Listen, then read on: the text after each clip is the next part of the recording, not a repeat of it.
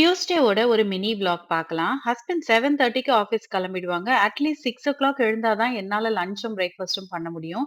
இன்னைக்கு எழுந்த டைம் பார்த்தீங்கன்னா 6:30 தான். அவசர அவசரமா எல்லாத்தையும் செஞ்சுட்டு இருந்தேன். லஞ்சுக்கு ரைஸ் அதிகமா வேணான்னு சொல்லிட்டாரு. அதுக்கு பதிலா காய்கறியும், டெய்லி ஒரு டைப் ஆஃப் சுண்டலும், எக்கும் மட்டும் குடுத்துடலான்னு டெய்லி இதே மாதிரி பேட்டர்ன்ல தான் பேக் பண்ணிட்டு இருக்கேன். இப்போ 30 வீக்ஸ் கம்ப்ளீட் ஆயிடுச்சு. நீராகாரம் நெறைய எடுக்கணுன்றதுக்காக காலையில இருந்து நெறைய தண்ணி, அப்புறம் சுண்டல் வேக வச்ச தண்ணி, பழையது இதெல்லாம் நெறைய எடுத்துக்கிறேன். சாதம் கொதி வரும்போது அந்த தண்ணி எடுத்து கொஞ்சமா வெண்ணெய் போட்டு குடிச்சோம் அப்டின்னா, நம்ம உடம்புல இருக்க ஹீட் கம்மியாகும்னு அத்தை இத டெய்லி குடிக்க சொல்லியிருந்தாங்க.